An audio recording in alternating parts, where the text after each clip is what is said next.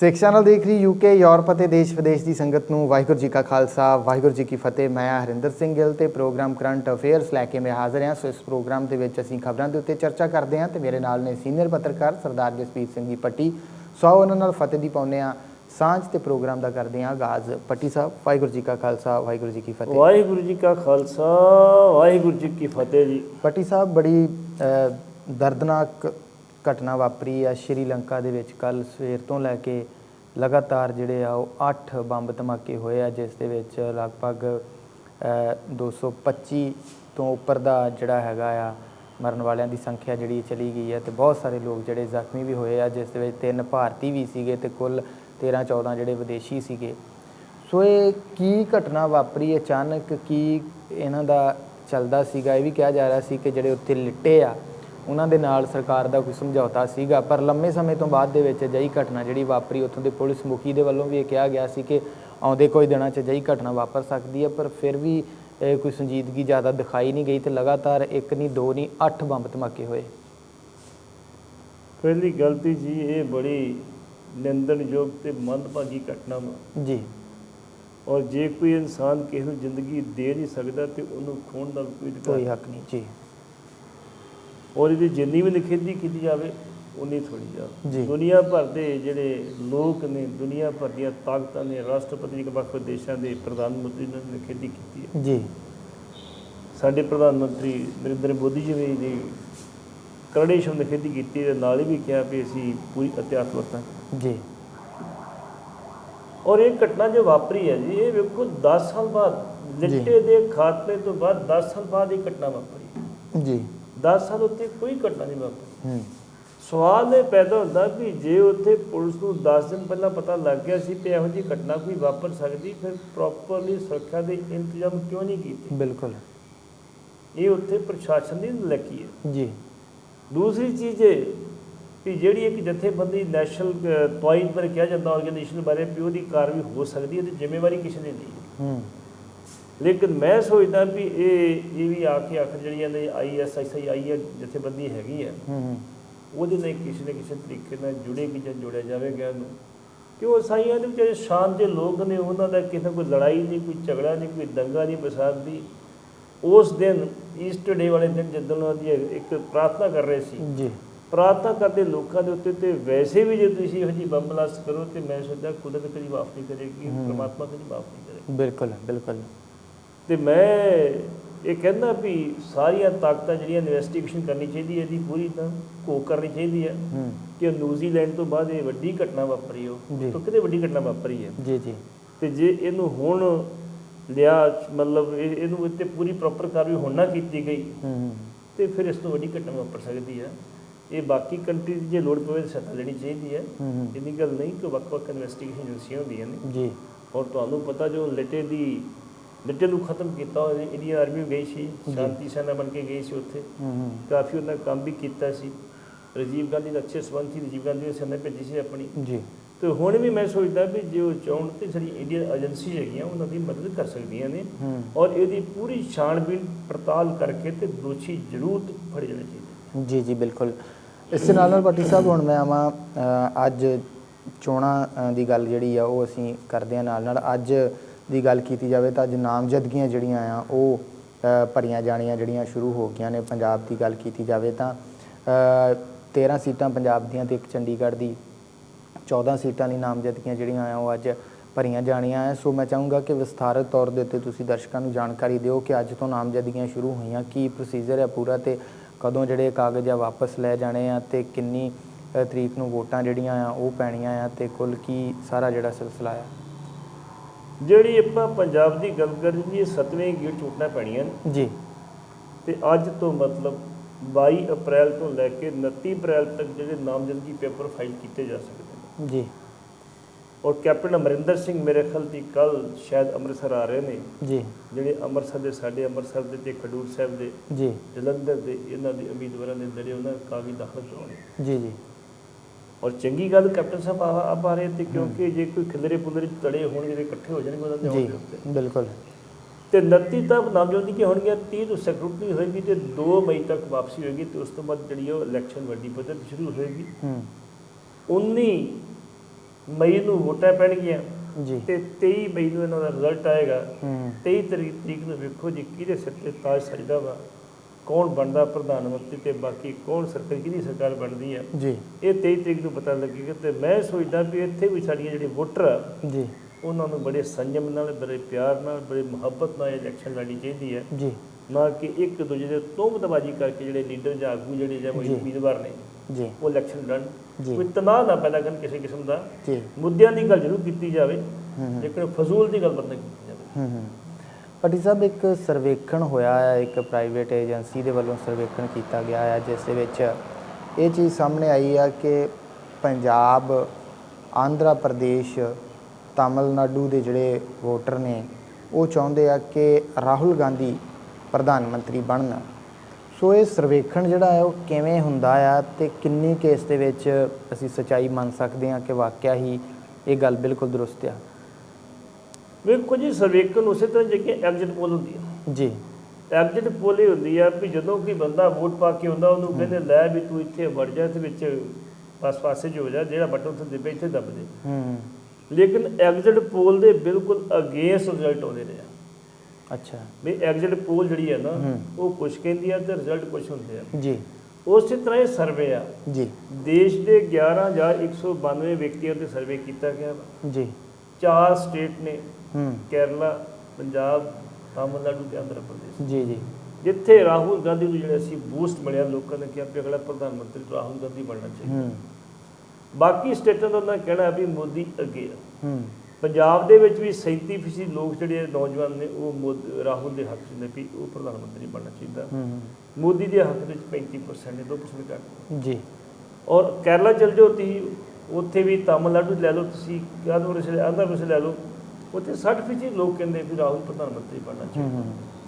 ਮੈਂ ਸੋਚਦਾ ਵੀ ਇਹ ਸਰਵੇ ਹੁੰਦੇ ਆ ਹੂੰ ਤੇ ਅਸਲੀ ਗੱਲ ਤਾਂ ਪਤਾ ਉਦੋਂ ਨਹੀਂ ਲੱਗੂਗਾ ਜਦੋਂ ਵੋਟਾਂ ਪੈ ਕੇ ਬਾਹਰ ਰਿਜ਼ਲਟ ਆਉਣਗੇ। ਜੀ ਤੇ ਜਿੱਦਾਂ ਐਗਜ਼ਿਟ ਪੋਲ ਦੀ ਗੱਲ ਕਰਤੀ ਹੈ ਵੀ 11,000 ਕਰੋੜ 90 ਕਰੋੜ ਵੋਟਰ ਨੇ। ਹੂੰ 90 ਕਰੋੜ ਦੇ ਵਿੱਚ 11,192 ਦੇ ਸਰਵੇ ਕਰਕੇ ਤੁਸੀਂ ਕਹਿ ਦਿੰਦੇ ਵੀ ਇਹਦੀ ਸਪੀਸ਼ਨ ਹੈ ਰਹੇਗੀ, ਸਪੀਸ਼ਨ ਰਹੇਗੀ, ਤੇ ਮੈਂ ਸੋਚਦਾ ਕੋਈ ਇਹ ਮੰਨਣ ਵਾਲੀ ਗੱਲ ਨਹੀਂ ਹੈਗੀ। ਹੂੰ ਹਾਂ, ਆਪਣੇ ਮਨ ਨੂੰ ਧਰਵਾ ਦੇਣ ਦੀ ਗੱਲ ਜ਼ਰੂਰ ਹੈਗੀ ਹੈ ਜੀ ਵੀ ਅਸੀਂ ਵੇਖੋ ਜੀ ਸਰਵੇ ਕੀਤਾ ਸੀ ਤੇ ਉਹਦੇ ਵਿੱਚ ਇਹ ਕੁਛ ਨਿਕਲਿਆ। ਜੀ ਜੀ ਭੱਟੀ ਸਾਹਿਬ, ਸੋਸ਼ਲ ਮੀਡੀਆ ਦਾ ਜ਼ਮਾਨਾ ਆ, ਇੰਟਰਨੈਟ ਦਾ ਜ਼ਮਾਨਾ ਆ, ਲੋਕ ਜਿਹੜੇ ਆ ਉਹ ਵੱਖ-ਵੱਖ ਤਰ੍ਹਾਂ ਦੀਆਂ ਚੀਜ਼ਾਂ ਕਰਦੇ ਰਹਿੰਦੇ ਨੇ। ਇਸ ਦੇ ਨਾਲ ਜਦੋਂ ਵੋਟਾਂ ਹੁੰਦੀਆਂ ਨੇ, ਵੱਖ-ਵੱਖ ਸਿਆਸੀ ਪਾਰਟੀਆਂ ਵੀ ਸੋਸ਼ਲ ਮੀਡੀਆ ਦਾ ਸਹਾਰਾ ਜਿਹੜਾ ਉਹ ਲੈਂਦੀਆਂ ਨੇ। ਅਕਾਲੀ ਦਲ ਦੀ ਗੱਲ ਕਰ ਲਈ ਜਾਵੇ ਤਾਂ ਪਿਛਲੀ ਇਲੈਕਸ਼ਨ ਦੇ ਵੇਲੇ ਉਹਨਾਂ ਨੇ ਕਰੋੜਾਂ ਰੁਪਇਆ ਜਿਹੜਾ ਆ ਉਹ ਕਈ ਜਿਹੜੀਆਂ IT ਏਜੰਸੀਆਂ ਆ ਉਹਨਾਂ ਨੂੰ ਦਿੱਤਾ ਤੇ ਉਹਨਾਂ ਨੇ ਜਿਹੜਾ ਆ ਉਹ ਬੜਾ ਪ੍ਰਚਾਰ ਕੀਤਾ ਅਕਾਲੀ ਦਲ ਦਾ ਵੀ।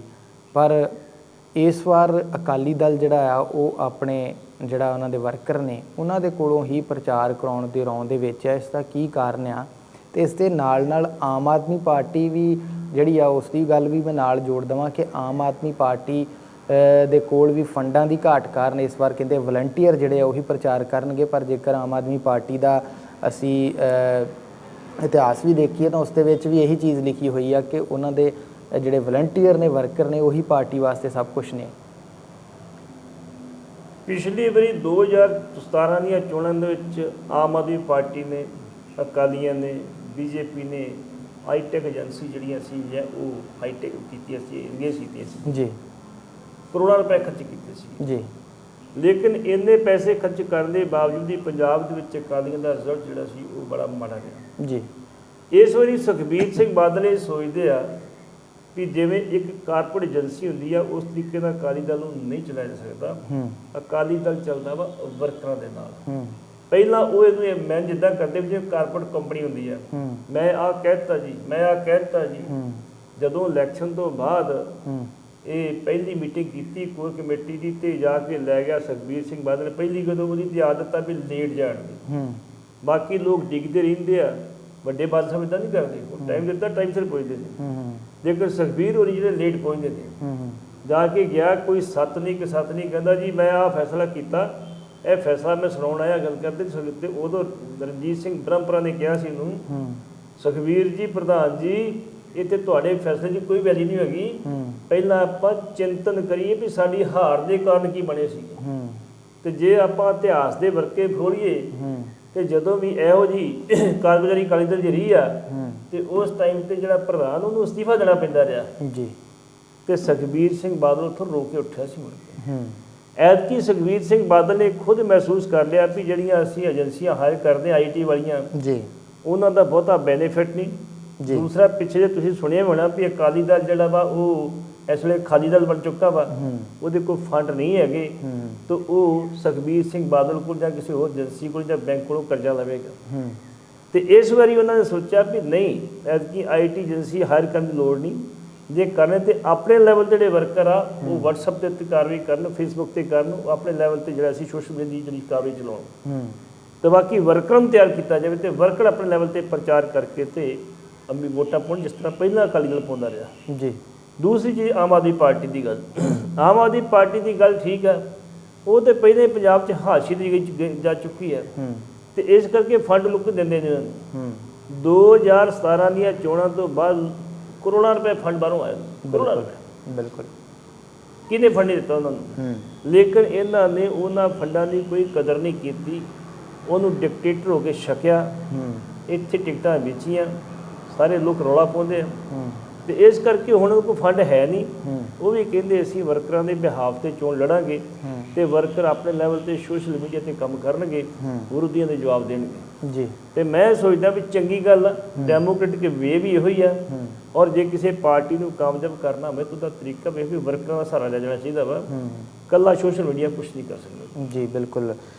ਪੱਟੀ ਸਾਹਿਬ, ਅੰਮ੍ਰਿਤਸਰ ਦੀ ਸੀਟ ਦੇ ਵਾਸਤੇ ਬੜੀ ਵੇਟ ਕੀਤੀ ਬੀਜੇਪੀ ਨੇ ਤੇ ਅੰਤ ਦੇ ਉੱਤੇ ਆ ਕੇ ਹਰਦੀਪ ਸਿੰਘ ਪੁਰੀ ਮੈਂ ਸਮਝਦਾ ਕਿ ਸ਼ਾਇਦ ਜਿਹੜੇ ਕਿ ਇੱਕ ਕਮਜ਼ੋਰ ਕੈਂਡੀਡੇਟ ਜਿਹੜੇ ਆ ਉਹੀ ਐਲਾਨ ਦਿੱਤੇ ਆ, ਕਿਉਂਕਿ ਇੱਥੋਂ ਜੇਕਰ ਅਰੁਣ ਜੇਤਲੀ ਵਰਗਾ ਨੇਤਾ ਜਿਹੜਾ ਆ ਉਹ ਨਹੀਂ ਜਿੱਤ ਸਕਿਆ ਤੇ ਕੀ ਲੱਗਦਾ ਤੁਹਾਨੂੰ ਕਿ ਹਰਦੀਪ ਪੁਰੀ ਜਿਹੜੇ ਆ ਉਹ ਅੰਮ੍ਰਿਤਸਰ ਸੀਟ ਤੋਂ ਜਿੱਤ ਸਕਣਗੇ ਜਾਂ ਇਹ ਇੱਕ ਕਹਿ ਲਿਆ ਜਾਵੇ ਕਿ ਸਿੱਧੇ ਤੌਰ ਦੇ ਉੱਤੇ ਕਾਂਗਰਸ ਦੀ ਝੋਲੀ ਸੀਟ ਜਿਹੜੀ ਆ ਉਹ ਪਾ ਦਿੱਤੀ ਆ ਜਾਂ ਮੁਕਾਬਲਾ ਹੋਵੇਗਾ ਦੋਵਾਂ ਧਿਰਾਂ 'ਚ? ਮੈਂ ਆਪਣੇ ਇੱਕ ਸੋਸ਼ਲ ਮੀਡੀਆ ਤੇ ਖਬਰ ਪਾਈ ਸੀ ਕੱਲ, ਅੱਜ ਅਖਬਾਰ 'ਚ ਸੀਗੀ, ਪਹਿਰੇਦਾਰ ਅਖਬਾਰ ਛਪੀ ਆ ਫਰੰਟ ਪੇਜ ਦੇ ਉੱਤੇ ਜੀ, ਵੀ ਭਾਜਪਾ ਅਕਾਲੀ ਦਲ ਨੇ ਅੰਮ੍ਰਿਤਸਰ ਦੀ ਸੀਟ ਜਿਹੜੀ ਹੈ ਨਾ ਜੀ ਉਹ ਕਾਂਗਰਸ ਨੂੰ ਗਿਫਟ ਕਰ ਦਿੱਤੀ ਹੈ ਜੀ। ਇਹ 'ਚ ਕੋਈ ਸ਼ੱਕ ਵਾਲੀ ਗੱਲ ਨਹੀਂ ਵੀ ਪੁਰੀ ਦੇ ਇੱਥੇ ਆਉਣ ਦੇ ਨਾਲ ਜਿਹੜੀ ਆ ਬੀਜੇਪੀ ਦੀ ਧੜੇਬੰਦੀ ਖਤਮ ਹੋ ਜਾਏਗੀ।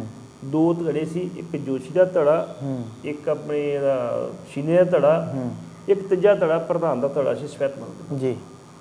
ਜਿਹੜਾ ਵਿਅਕਤੀ ਇੱਕ ਕੌਂਸਲ ਦੀ ਚੋਣ ਨਹੀਂ ਜਿੱਤ ਸਕਿਆ ਜੀ, ਉਹਨੂੰ ਪਾਰਟੀ ਨੇ ਰਾਜ ਸਭਾ ਮੈਂਬਰ ਬਣਾ ਦਿੱਤਾ, ਉਹਨੂੰ ਪਾਰਟੀ ਨੇ ਪੰਜਾਬ ਪ੍ਰਦੇਸ਼ ਦਾ ਪ੍ਰਧਾਨ ਵੀ ਬਣਾ ਦਿੱਤਾ। ਮੈਂ ਸੋਚਦਾ ਵੀ ਪਾਰਟੀ ਨੇ ਕੀ ਸੋਚ ਕੇ ਬਣਾਇਆ ਤੇ ਉਹਨਾਂ ਦਾ ਮਾਮਲਾ ਵਾ, ਲੇਕਿਨ ਉਹ ਬੰਦਾ ਇਸ ਜ਼ਿੰਮੇਵਾਰੀ ਨੂੰ ਡਿਜ਼ਰਵ ਨਹੀਂ ਕਰਦਾ। ਉਹਦੀ ਇਹ ਖਾਸ ਸੀਗੀ ਵੀ ਮੈਂ ਇੱਥੇ ਲੋਕਲ ਉਮੀਦਵਾਰ ਨੂੰ ਟਿਕਟ ਨਹੀਂ ਲੈਣ ਦੇਣੀ ਜੀ, ਬਾਹਰੋਂ ਦੇਣਾ। ਪਹਿਲਾਂ ਉਹਦੀ ਕੋਸ਼ਿਸ਼ ਸੀ ਵੀ ਪੂਨਮ ਢਿੱਲੋਂ ਲੈ ਕੇ ਆਓ, ਫਿਰ ਉਹ ਕਹਿੰਦਾ ਜੀ ਜਿਹੜਾ ਸੰਨੀ ਦਿਓਲ ਨੂੰ ਲੈ ਕੇ ਆਓ, ਬੜੀ ਕੋਸ਼ਿਸ਼ ਕੀਤੀ। ਅਖੀਰ ਦੇ ਉੱਤੇ ਜਗਜੀਤ ਸਿੰਘ ਹਰਦੀਪ ਸਿੰਘ ਪੁਰੀ ਜੇ ਇੱਥੇ ਆਏ ਆ ਤੇ ਮੈਂ ਸੋਚਦਾ ਵੀ ਲੋਕਲ ਉਮੀਦਵਾਰ ਦਾ ਲੋਕਲ ਪੱਧਰ ਤੇ ਆਪਣਾ ਆਧਾਰ ਹੁੰਦਾ। ਬਿਲਕੁਲ।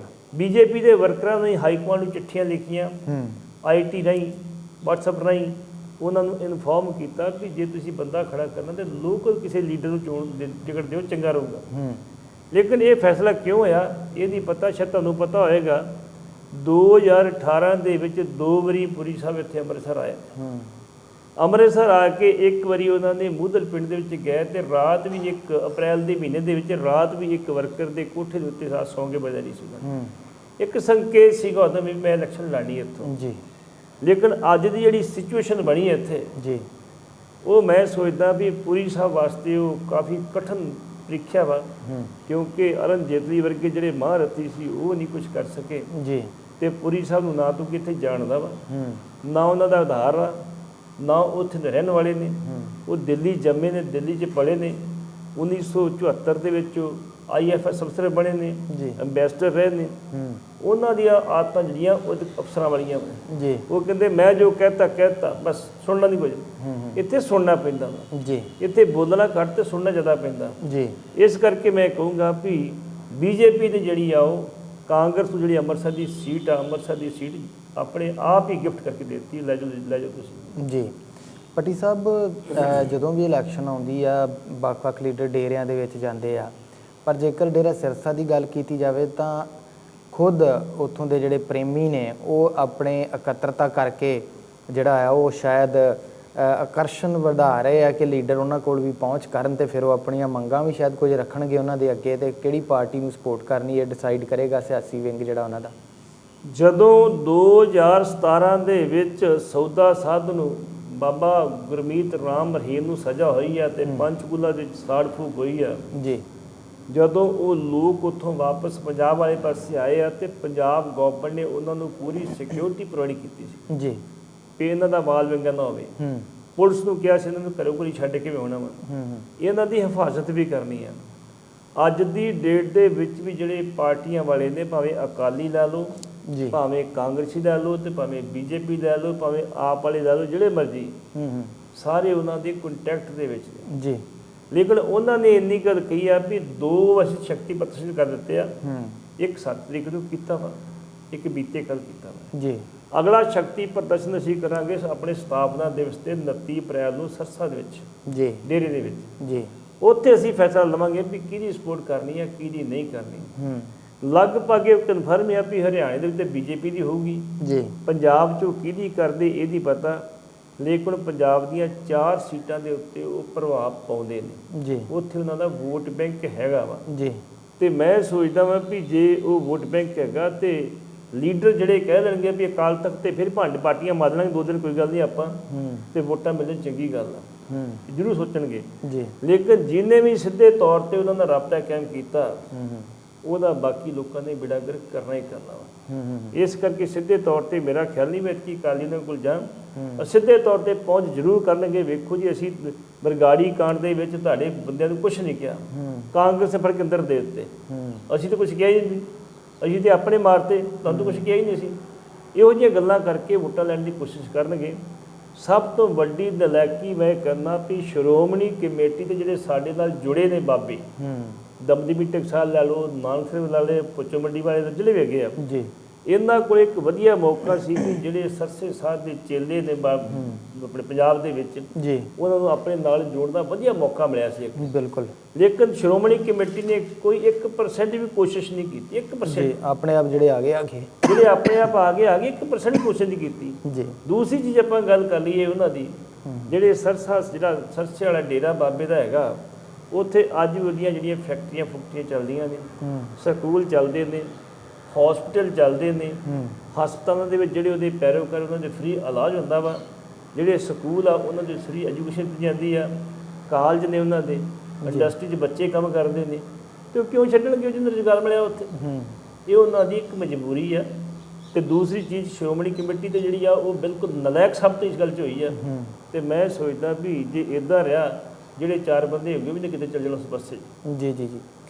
ਭੱਟੀ ਸਾਹਿਬ, ਕਾਂਗਰਸ ਨੇ ਸੱਜਣ ਕੁਮਾਰ ਜਿਹੜਾ ਕਿ 1984 ਦੇ ਸਿੱਖ ਨਸਲਕੁਸ਼ੀ ਦੇ ਵਿੱਚ ਸ਼ਾਮਲ ਸੀਗਾ, ਉਸਦੇ ਭਰਾ ਨੂੰ ਟਿਕਟ ਜਿਹੜੀ ਆ ਉਹ ਦਿੱਤੀ ਆ, ਜਿਸ ਨੂੰ ਲੈ ਕੇ ਇੱਕ ਵਿਰੋਧ ਕੱਲ੍ਹ ਦਿੱਲੀ ਦੇ ਵਿੱਚ ਵੀ ਹੋਇਆ ਆ, ਜਿਸ ਵਿੱਚ ਮਨਜੀਤ ਸਿੰਘ ਜੀਕੇ ਨੇ ਅਹਿਮ ਭੂਮਿਕਾ ਜਿਹੜੀ ਨਿਭਾਈ ਆ। ਬਾਅਦ ਦੇ ਵਿੱਚ ਪੁਲਿਸ ਵੱਲੋਂ ਗ੍ਰਿਫਤਾਰ ਵੀ ਉਹਨਾਂ ਨੂੰ ਕੀਤਾ ਗਿਆ ਆ। ਇਸ ਚੀਜ਼ ਨੂੰ ਕਿਵੇਂ ਦੇਖਦੇ ਹੋ?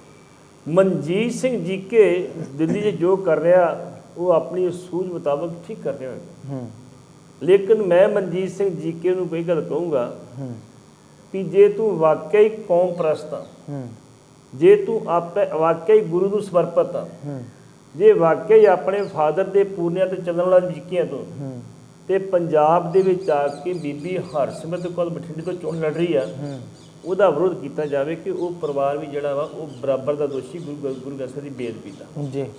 ਸੁਖਬੀਰ ਸਿੰਘ ਬਾਦਲ ਦਾ ਵਿਰੋਧ ਕੀਤਾ ਜਾਵੇ। ਇੱਕ ਗੱਲ ਇਹ ਨਹੀਂ ਵੀ ਉੱਥੇ ਤੁਸੀਂ ਸੱਜਣ ਕੁਮਾਰ ਨੂੰ ਸਜ਼ਾ ਹੋ ਗਈ, ਉਹਦੇ ਭਰਾ ਨੇ ਇਲੈਕਸ਼ਨ ਲਿਆ, ਅਸੀਂ ਇਲੈਕਸ਼ਨ ਨਹੀਂ ਲੜਨ ਦੇਣੀ ਜੀ, ਟਿਕਟ ਨਹੀਂ ਲੈਣ ਦੇਣੀ ਨੂੰ ਜੀ। ਇਹ ਉਹਨਾਂ ਦਾ ਅੰਦਰੂਨੀ ਮਾਮਲਾ ਕਾਂਗਰਸ ਦਾ ਹੈਗਾ। ਨਾਲੇ ਇੱਕ ਨੂੰ ਜਿਹਨੇ ਗਲਤੀ ਕੀਤੀ ਉਹਨੂੰ ਸਜ਼ਾ ਹੋ ਗਈ, ਦੂਸਰੇ ਨੂੰ ਕਿਉਂ? ਜੇ ਕਰਨੀ ਹੈ ਤੇ ਮੈਂ ਨਾ ਕਰੇ, ਜ਼ਰੂਰ ਕਰੇ, ਉੱਥੋਂ ਵਿਰੋਧ ਕਰੇ, ਲੇਕਿਨ ਉਸ ਤੋਂ ਪਹਿਲਾਂ ਪੰਜਾਬ 'ਚ ਆ ਕੇ ਜਿਹੜੇ ਸ਼੍ਰੀ ਗੁਰੂ ਗ੍ਰੰਥ ਸਾਹਿਬ ਦੀ ਬੇਅਦਬੀ ਦੇ ਦੋਸ਼ੀ ਨੇ ਬਾਦਲ ਪਰਿਵਾਰ, ਉਹਨਾਂ ਦਾ ਵੀ ਵਿਰੋਧ ਕਰੇ ਤੇ ਫਿਰ ਜਨਤਾ ਉਹਨਾਂ ਤੁਰ ਪਏਗੀ। ਨਹੀਂ ਤੇ ਮੈਂ ਸੋਚਦਾ ਇਹ ਪਬਲਿਸਿਟੀ ਸਟੰਟ ਤੋਂ ਸਿਵਾਏ ਕੁਛ ਨਹੀਂ ਹੈਗਾ ਜੀ।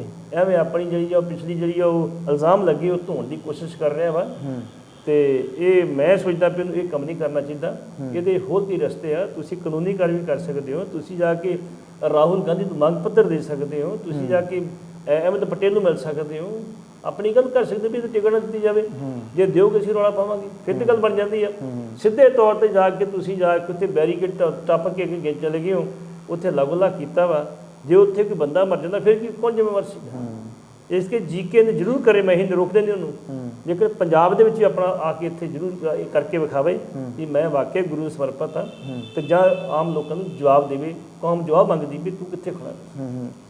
ਭੱਟੀ ਸਾਹਿਬ, ਕੁਝ ਸਮਾਂ ਪਹਿਲਾਂ ਇੱਕ ਲੀਡਰ ਨੂੰ ਪੰਥ ਦੇ ਵਿੱਚੋਂ ਛੇਕ ਦਿੱਤਾ ਸੀਗਾ, ਜਿਉਂ ਹੀ ਮੈਂ ਉਸ ਲੀਡਰ ਦਾ ਨਾਮ ਲਵਾਂਗਾ ਦਰਸ਼ਕ ਜਿਹੜੇ ਆ ਸਾਡੇ ਸਮਝ ਜਾਣਗੇ ਕਿ ਉਹ ਕੌਣ ਸੀ। ਸੁੱਚਾ ਸਿੰਘ ਲੰਗਾਹ, ਉਹ ਇਸ ਵੇਲੇ ਡੇਰਾ ਬਾਬਾ ਨਾਨਕ ਵਿਖੇ ਜਨਤਕ ਇਕੱਠ ਕਰ ਰਿਹਾ ਆ, ਜਿਸ ਨੂੰ ਲੈ ਕੇ SGPC ਦੇ ਮੈਂਬਰ ਅਮਰੀਕ ਸਿੰਘ ਸ਼ਾਹਪੁਰ ਜਿਹੜੇ ਆ ਉਹਨਾਂ ਨੇ ਕਿਹਾ ਆ ਕਿ ਉਹ ਅਕਾਲ ਤਖਤ ਸਾਹਿਬ ਨੂੰ ਸਿੱਧੀ ਚੁਣੌਤੀ ਦੇ ਰਿਹਾ ਆ, ਕਿਉਂਕਿ ਇੱਕ ਨਵੀਂ ਪਿਰਤ ਪਏਗੀ ਕਿ ਜਿਹੜੇ ਵਿਅਕਤੀ ਨੂੰ ਛੇਕਿਆ ਗਿਆ ਆ, ਜੇਕਰ ਉਸ ਨੂੰ ਰੋਕਿਆ ਗਿਆ ਆ ਕਿ ਉਹ ਕਿਤੇ ਬੋਲ ਨਹੀਂ ਸਕਦਾ ਖੜ ਕੇ, ਉਹ ਗੱਲ ਨਹੀਂ ਕਰ ਸਕਦਾ ਕਿਤੇ ਇਕੱਠ ਦੇ ਵਿੱਚ ਜਾਂ ਕਿਸੇ ਸਟੇਜ ਤੋਂ ਨਹੀਂ ਬੋਲ ਸਕਦਾ, ਤਾਂ ਉਸ ਨੂੰ ਇਹ ਚੀਜ਼ ਜਿਹੜੀ ਆ ਉਹ ਨਹੀਂ ਕਰਨੀ ਚਾਹੀਦੀ। ਪਰ ਸੁੱਚਾ ਸਿੰਘ ਲੰਗਾਹ ਅਕਾਲੀ ਦਲ ਦੇ ਨਾਲ ਜਿਹੜਾ ਆ ਉਹ ਸੰਬੰਧਿਤ ਹੋਣ ਕਰਕੇ ਲਗਾਤਾਰ ਡੇਰਾ ਬਾਬਾ ਨਾਨਕ ਦੇ ਵੱਖ-ਵੱਖ ਇਲਾਕਿਆਂ ਦੇ ਵਿੱਚ ਜਾ ਕੇ ਚੋਣ ਪ੍ਰਚਾਰ ਦੇ ਵਿੱਚ ਲੱਗਾ ਹੋਇਆ ਹੈ, ਕਿ ਚਾਹੇ ਅਜੇ ਉੱਥੋਂ ਅਕਾਲੀ ਦਲ BJP ਨੇ ਸਾਂਝੇ ਤੌਰ 'ਤੇ ਉਮੀਦਵਾਰ ਦਾ ਐਲਾਨ ਜਿਹੜਾ ਨਹੀਂ ਕੀਤਾ। ਜਿੱਥੋਂ ਤੱਕ ਸੁੱਚਾ ਸਿੰਘ ਲੰਗਾਹ ਜੋ ਤੁਸੀਂ ਗੱਲ ਕੀਤੀ ਹੈ ਜੀ, ਉਹਦੇ ਖਿਲਾਫ ਅਕਾਲ ਤਖਤ ਹੁਣ ਕੋਈ ਐਕਸ਼ਨ ਨਹੀਂ ਲੈ ਸਕਦਾ ਜੀ। ਜਿਹੜੇ ਵਿਅਕਤੀ ਨੂੰ ਤੁਸੀਂ ਪੰਥ ਦੇ ਵਿੱਚੋਂ ਛਿਕ ਦਿੱਤਾ, ਆਪਣੀ ਬਰਾਦਰੀ ਤੋਂ ਛਿਕ ਦਿੱਤਾ, ਆਪਣੇ ਪਰਿਵਾਰ ਤੋਂ ਛਿਕ ਦਿੱਤਾ ਵੀ ਸਾਡਾ ਨਾਲ ਕੋਈ ਲਿੰਕ ਨਹੀਂ, ਇਹਦੇ ਨਾਲ ਕੋਈ ਰੋਟੀ ਬੇਟੀ ਦੀ ਸਾਂਝ ਨਾ ਰੱਖੇ ਜੀ, ਸ਼ਾਇਦ ਅਮਰੀਕ ਸਿੰਘ ਸ਼ਾਹਪੁਰ ਨੂੰ ਇਸ ਗੱਲ ਦਾ ਨਹੀਂ ਪਤਾ। ਹਾਂ, ਜਿਹੜੇ ਲੋਕ ਉੱਥੇ ਜਾਂਦੇ ਨੇ, ਉਹਦੇ ਨਾਲ ਉਹਨਾਂ ਮਿਲਦੇ ਵਰਤਦੇ ਆ ਜੀ, ਉਹਨਾਂ ਦੇ ਖਿਲਾਫ ਅਕਾਲ ਤਖਤ ਤੋਂ ਕਾਰਵਾਈ ਹੋ ਸਕਦੀ ਜੀ। ਲੇਕਿਨ ਅਸੀਂ ਸੋਚਦੇ ਵੀ ਅੱਜ ਸਾਡੀ ਮਰਿਆਦਾ, ਸਾਡਾ ਸਿਧਾਂਤ ਬਿਲਕੁਲ ਅਸੀਂ ਆਪ ਸਿੱਕੇ ਦੇ ਟੰਗ ਦਿੱਤਾ ਵਾ, ਅਸੀਂ ਆਪਣੇ ਸਵਾਰਥ ਦੇ ਕਰਕੇ ਕੁਝ ਵੀ ਕਰਨ ਲਈ ਤਿਆਰ ਹਾਂ ਜੀ। ਦੂਸਰੀ ਚੀਜ਼, ਇਹ ਕਿਹਨੂੰ ਨਹੀਂ ਪਤਾ ਵੀ ਜਿਹੜਾ ਕੇਸ ਵਾਪਸ ਕਰਾਇਆ ਸੀ ਕਿਹਨੇ ਕਰਾਇਆ ਸੀ, ਸੁੱਚਾ ਸਿੰਘ ਲੰਗਾਹ ਦਾ। ਸਾਰੀ ਦੁਨੀਆ ਨੂੰ ਪਤਾ ਵੀ ਸੁਖਬੀਰ ਸਿੰਘ ਬਾਦਲ ਉਹਦੇ ਪਿੱਛੇ ਹੱਥ ਸੀ ਜੀ। ਜਿੱਦਣ ਸੁੱਚਾ ਸਿੰਘ ਲੰਗਾਹ ਨੂੰ ਕੱਢਿਆ ਗਿਆ ਤਾਂ ਉਹਨੇ ਕਿਹਾ ਵੀ ਜਿੰਨਾ ਚਿਰ ਤੁਹਾਡਾ ਲੀਡਰ ਨਹੀਂ ਆਉਂਦਾ ਉਨ ਚਿਰ ਬਿਕਰਮ ਸਿੰਘ ਮਜੀਠੀਆ ਇੱਥੇ ਆ ਵੇਖਣਗੇ, ਹਲਕਾ ਵੇਖਣ। ਮੈਂ ਸੋਚਦਾ ਵੀ ਉਹਨਾਂ ਨੂੰ ਉਦੋਂ ਹੀ ਪਤਾ ਸੀ ਇਹਨੂੰ ਵਾਪਸ ਲੈ ਲੈਣਾ ਸੀ।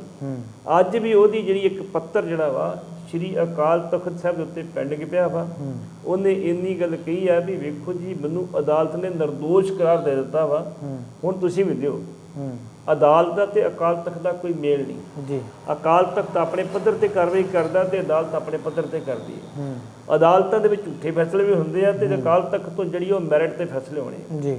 ਤੇ ਮੈਂ ਸੋਚਦਾ ਵੀ ਜੇ ਇਹੋ ਹਾਲ ਲਿਆ, ਜੇ ਲੋਕ ਸਭਾ ਦੀਆਂ ਚੋਣਾਂ ਤੋਂ ਪਹਿਲਾਂ ਨਹੀਂ ਤੇ ਚੋਣਾਂ ਤੋਂ ਬਾਅਦ ਉਮੀਦ ਆ ਵੀ ਸੁੱਚਾ ਸਿੰਘ ਲੰਗਾਹ ਦੀ ਵਾਪਸੀ ਅਕਾਲੀ ਦਲ 'ਚ ਹੋ ਜਾਵੇਗੀ, ਇੰਝ ਲੱਗਦਾ ਜੀ। ਹਾਂ, ਕੋਈ ਨਾ ਕੋਈ ਬਹਾਨਾ ਬਣਾ ਕੇ ਜੀ। ਤੇ ਸੁੱਚਾ ਸਿੰਘ ਲੰਗਾਹ ਜੇ ਅੱਜ ਉੱਥੇ ਪ੍ਰਚਾਰ ਕਰ ਰਿਹਾ ਵਾ, ਜਿਹੜੇ ਪੰਥ ਪ੍ਰਸਤ ਲੋਕ ਆ, ਭਾਵੇਂ ਉਹ ਅਕਾਲੀ ਦਲ ਸੰਬੰਧਿਤ ਆ, ਭਾਵੇਂ ਕਿਸੇ ਹੋਰ ਪਾਰਟੀ ਨਾਲ ਸੰਬੰਧਿਤ ਆ, ਉਹ ਸੁੱਚਾ ਸਿੰਘ ਲੰਗਾਹ ਤੇ ਮੇਰੇ ਖਿਆਲ BJP ਦੇ ਉਮੀਦਵਾਰ ਨੂੰ ਵੋਟ ਨਹੀਂ ਪਾਉਣਗੇ ਜੀ। ਉਹ ਆਪਣੇ ਲੈਵਲ ਤੇ 10 ਬੰਦੇ ਇਕੱਠੇ ਕਰਕੇ, 15 ਬੰਦੇ ਇਕੱਠ ਕੇ ਜ਼ਰੂਰ ਆਪਣਾ ਕਹਿੰਦਾ ਜੀ ਮੈਂ ਪ੍ਰਚਾਰ ਕੀਤਾ ਜੀ, ਅਕਾਲੀ ਦਲ ਦੇ ਹੱਕ 'ਚ ਪ੍ਰਚਾਰ ਕੀਤਾ ਜੀ, BJP ਦੇ ਹੱਕ 'ਚ ਪ੍ਰਚਾਰ ਕੀਤਾ, ਕਰੇ। ਅਕਾਲ ਤਖਤ ਨਹੀਂ ਰੋਕ ਸਕਦਾ, ਅਕਾਲ ਤਖਤ ਨੂੰ ਛੇਕਤਾ ਜੀ। ਜਿਹੜੀ ਸਿਰਫ ਇਹ ਆ ਵੀ ਜਿਹੜੇ ਦਾ ਸਾਥ ਦੇ ਰਿਹਾ ਉਹਨਾਂ ਨੂੰ ਅਕਾਲ ਤਖਤ ਬੁਲਾ ਸਕਦਾ ਵੀ ਛੇਕਿਆ ਵਿਅਕਤੀ ਤੁਸੀਂ ਸਾਥ ਦਾ ਕਿਉਂ ਦਿੱਤਾ ਜੀ। ਅਮਰੀਕ ਸਿੰਘ ਸ਼ਾਹਪੁਰ ਨੂੰ ਪਹਿਲਾਂ ਜਿਹੜੇ ਅਕਾਲ ਤਖਤ ਦੀ ਮਰਿਆਦਾ ਤੇ ਅਕਾਲ ਤਖਤ ਦੇ ਸਿਧਾਂਤ ਦੀ ਜਾਣਕਾਰੀ ਲੈ ਲੈਣੀ ਚਾਹੀਦੀ ਜੀ। ਜੀ ਜੀ ਬਿਲਕੁਲ। ਭੱਟੀ ਸਾਹਿਬ, ਇਸ ਦੇ ਨਾਲ ਗੱਲ ਕੀਤੀ ਜਾਵੇ ਖਡੂਰ ਸਾਹਿਬ ਸੀਟ ਦੀ, ਤਾਂ ਬੀਬੀ ਖਾਲੜਾ ਜਿਹੜੇ ਆ ਉੱਥੋਂ ਚੋਣ ਲੜ ਰਹੇ ਆ, ਉਹਨਾਂ ਨੂੰ ਲੈ ਕੇ ਕਾਫੀ ਸਮਰਥਨ ਵੀ ਮਿਲ ਰਿਹਾ ਆ, ਪਰ ਇਸ ਵੇਲੇ ਦੇ ਕੀ ਹਾਲਾਤ ਨੇ ਉੱਥੋਂ, ਤੇ ਰਣਜੀਤ ਸਿੰਘ ਬ੍ਰਹਮਪੁਰਾ ਨੇ ਵੀ ਇੱਕ ਬਿਆਨ ਦਿੱਤਾ ਕਿ ਖਹਿਰਾ, ਸੁਖਪਾਲ ਸਿੰਘ ਖਹਿਰਾ ਬੀਬੀ ਖਾਲੜਾ ਨੂੰ ਆਜ਼ਾਦ ਤੌਰ ਦੇ ਉੱਤੇ ਚੋਣ ਲੜਾਉਣ, ਨਾ ਕਿ ਪੰਜਾਬ ਡੈਮੋਕ੍ਰੈਟਿਕ ਅਲਾਇੰਸ ਵੱਲੋਂ ਉਹਨਾਂ ਨੂੰ ਚੋਣ ਲੜਾਈ ਜਾਵੇ, ਕਿਉਂਕਿ ਫਿਰ ਆਮ ਆਦਮੀ ਪਾਰਟੀ ਦੀ ਸ਼ਰਤ ਹੈ ਕਿ ਜੇਕਰ ਉਹ ਆਜ਼ਾਦ ਚੋਣ ਲੜਦੇ ਆ ਤਾਂ ਉਹ ਵੀ ਆਪਣਾ ਉਮੀਦਵਾਰ ਹਟਾ ਲੈਣਗੇ। ਇਹ ਚੰਗੀ ਗੱਲ ਹੈ ਜੀ। ਜੀ, ਮੈਂ ਸੋਚਦਾ ਵੀ ਸਰਦਾਰ ਸੁਖਪਾਲ ਸਿੰਘ ਖਹਿਰਾ ਨੂੰ ਇੱਥੇ ਨਹੀਂ ਅੜਨਾ ਚਾਹੀਦਾ। ਕਿਉਂ ਨਹੀਂ ਅੜਨਾ ਚਾਹੀਦਾ? ਜੇ ਸੁਖਪਾਲ ਸਿੰਘ ਖਹਿਰਾ ਦੀ ਉਮੀਦਵਾਰ ਬੀਬੀ ਰਹਿੰਦੀ ਆ ਤੇ ਉਹਦੇ ਖਿਲਾਫ ਜਿਹੜਾ ਕਾਂਗਰਸ ਦਾ ਤੇ ਅਕਾਲੀ ਦਲ ਦਾ ਉਮੀਦਵਾਰ ਤੇ ਹੈਗਾ, ਆਮ ਆਦਮੀ ਪਾਰਟੀ ਦਾ ਵੀ ਉਮੀਦਵਾਰ ਜੇ ਖੜਾ ਰਹਿੰਦਾ ਤੇ ਨੁਕਸਾਨ ਬੀਬੀ ਖਾਲੜ ਦਾ ਹੋਣਾ ਜੀ। ਦੂਸਰੀ ਚੀਜ਼, ਤੁਹਾਨੂੰ ਪਤਾ ਹੋਵੇ ਕਿ ਗੁਰਜੀਤ ਸਿੰਘ ਜਿਹੜਾ ਰਾਣਾ ਵਾ ਜੀ, ਉਹਦਾ ਤੇ ਖਹਿਰੇ ਦਾ ਆਪਸ ਵਿੱਚ ਬੜਾ ਵੈਰ ਆ ਜੀ। ਤੇ ਗੁਰਾਣੇ ਦੀ ਇਹ ਕੋਸ਼ਿਸ਼ ਹੋਏਗੀ ਵੀ ਖਹਿਰੇ ਦੇ ਉਮੀਦਵਾਰ ਨੂੰ ਇਹ ਕਾਮਯਾਬ ਨਹੀਂ ਹੋਣ ਦੇਣਾ। ਬੇਸਿਕਲੀ ਉਹ ਬੀਬੀ ਦਾ ਹਮਦਰਦੀ ਰੱਖਦਾ ਵਾ ਰਾਣਾ ਗੁਰਜੀਤ ਸਿੰਘ। ਇਸ ਕਰਕੇ ਚੰਗੀ ਗੱਲ ਆ ਜੇ ਕਿਤੇ ਸੁਖਪਾਲ ਸਿੰਘ ਖਹਿਰਾ ਬੀਬੀ ਨੂੰ ਆਜ਼ਾਦ ਕਰ ਦੇਵੇ, ਆਪ ਦਾ ਉਮੀਦਵਾਰ ਜਿਹੜਾ ਬੈਠ ਜਾਵੇ, ਤੇ ਫਿਰ ਬੀਬੀ ਜਿਹੜੀ ਆ ਉਹ ਕਾਂਗਰਸ ਦੇ ਉਮੀਦਵਾਰ ਨੂੰ ਟੱਕਰ ਦੇ ਸਕਦੀ ਹੈ। ਤੇ ਜੇ ਉਹ ਨਹੀਂ ਇਸ ਤਰ੍ਹਾਂ ਕਰਦਾ, ਉਹ ਉਮੀਦਵਾਰ ਖੜਾ ਕਰਦਾ, ਤੇ ਉਹ ਜਿਹੜੀ 25-30 ਵੋਟ ਲੈਣੀ ਜਾਂ ਜਿੰਨੀ ਵੀ ਵੋਟ ਲੈਣੀ ਆ ਉਹ ਨੁਕਸਾਨ ਬੀਬੀ ਦਾ ਹੋਣਾ ਤੇ ਮਾਰਜਿਨ ਵੀ ਉਹਨਾਂ ਕੀ ਰਹਿਣਾ ਉਹਦਾ ਜੀ। ਅਗਲੀ ਗੱਲ, ਬੀਬੀ ਕੋਲੇ ਅੱਜ ਦੀ ਡੇਟ ਵਿੱਚ ਵਰਕਰ ਨਹੀਂ ਹੈਗਾ। ਵਰਕਰ ਦਾ ਕੰਮ ਹੁੰਦਾ ਵੋਟਾਂ ਕੱਢਣੀਆਂ, ਲੋਕਾਂ ਨੂੰ ਪ੍ਰੇਰਿਤ ਕਰਨਾ, ਰੈਲੀਆਂ ਦਾ ਬੰਦੋਬਸਤ ਕਰਨਾ, ਆਪਣੀ ਮੀਟਿੰਗਾਂ ਦਾ ਬੰਦੋਬਸਤ ਕਰਨਾ। ਉਹਦੇ ਕੋਲ ਵਰਕਰ ਨਹੀਂ ਹੈਗਾ। ਆਮ ਲੋਕ ਤੁਰੇ ਹੋਏ ਨੇ ਜ਼ਰੂਰ ਕਿ ਅਸੀਂ ਬੀਬੀ ਦੀ ਮਦਦ ਕਰਨੀ ਆ, ਲੇਕਿਨ ਉਹ ਲੋਕ ਉਨੀ ਕੀ ਕਰ ਸਕਦੇ ਜਿੰਨੀ ਉਹਨਾਂ ਦੀ ਸਮਰੱਥਾ ਹੈਗੀ ਆ। ਫਿਰ ਵੀ ਜੇ ਕਿਤੇ ਆਮ ਆਦਮੀ ਪਾਰਟੀ ਦਾ ਉਮੀਦਵਾਰ ਬੈਠ ਜਾਂਦਾ ਵਾ ਤੇ ਸਾਰੀਆਂ ਧਿਰਾਂ ਦਿਲੋਂ ਹੋ ਕੇ ਖੜ ਜਾਂਦੀਆਂ ਨੇ ਮਦਦ ਕਰਨੀ ਆ, ਤੇ ਮੈਂ ਸੋਚਦਾ ਕਿ ਬੀਬੀ ਕਾਂਗਰਸ ਦੇ ਉਮੀਦਵਾਰ ਨੂੰ ਟੱਕਰ ਦੇ ਸਕਦੀ ਹੈ। ਨਹੀਂ ਤੇ ਜਿਹੜੀਆਂ ਸਰਕਾਰੀ ਏਜੰਸੀਆਂ ਦੇ ਮੁਤਾਬਕ ਅੱਜ ਦੀ ਡੇਟ ਦੇ ਵਿੱਚ ਜਿਹੜਾ ਕਾਂਗਰਸ ਦਾ ਉਮੀਦਵਾਰ ਥੋੜ੍ਹੇ ਜਿਹਾ ਬੀਬੀ ਤੋਂ ਅੱਪ ਚੱਲ ਰਿਹਾ ਵਾ। ਆਉਣ ਵਾਲੇ ਸਮੇਂ 'ਚ ਚਾਹੀਦਾ ਵੀ ਬੀਬੀ ਗੇਨ ਕਰਦੀ ਕਿ ਲੋਸ ਕਰਦੀ ਨਹੀਂ ਪਤਾ, ਲੇਕਿਨ ਉਹ ਆਮ ਆਦਮੀ ਪਾਰਟੀ ਤੋਂ ਆਪਣੇ ਉਮੀਦਵਾਰ ਵਾਪਸ ਲੈ ਕੇ ਬੀਬੀ ਦੇ ਹੱਥ ਰੱਖਣਾ ਚਾਹੀਦਾ। ਜੀ। ਸੋ ਬਿਲਕੁਲ ਇਹ ਸਨ ਸੀਨੀਅਰ ਪੱਤਰਕਾਰ ਸਰਦਾਰ ਜਸਵੀਰ ਸਿੰਘ ਜੀ ਪੱਟੀ, ਜਿਨ੍ਹਾਂ ਨਾਲ ਅਸੀਂ ਵੱਖ-ਵੱਖ ਖਬਰਾਂ ਦੇ ਉੱਤੇ ਚਰਚਾ ਕੀਤੀ ਹੈ ਪ੍ਰੋਗਰਾਮ ਕਰੰਟ ਅਫੇਅਰਸ ਦੇ ਵਿੱਚ। ਸੋ ਇਸੇ ਤਰ੍ਹਾਂ ਹੀ ਇਹ ਪ੍ਰੋਗਰਾਮ ਲੈ ਕੇ ਤੁਹਾਡੇ ਸਾਹਮਣੇ ਹਾਜ਼ਰ ਹੁੰਦੇ ਰਹਾਂਗੇ। ਸੋ ਆਸ ਕਰਦੇ ਹਾਂ ਕਿ ਪ੍ਰੋਗਰਾਮ ਤੁਹਾਨੂੰ ਚੰਗਾ ਲੱਗਿਆ ਹੋਵੇਗਾ। ਇਸ ਦੀ ਫੀਡਬੈਕ ਵੀ ਸਿੱਖ ਚੈਨਲ ਦੇ ਉੱਤੇ ਜ਼ਰੂਰ ਦੇਣਾ ਤੇ ਸਿੱਖ ਚੈਨਲ ਨੂੰ ਸਪੋਰਟ ਵੀ ਕਰਦੇ ਰਹਿਣਾ। ਸੋ ਇੱਥੇ ਹੀ ਬੁਲਾਉਂਦੇ ਹਾਂ ਫਤਿਹ। ਵਾਹਿਗੁਰੂ ਜੀ ਕਾ ਖਾਲਸਾ, ਵਾਹਿਗੁਰੂ ਜੀ ਕੀ ਫਤਿਹ।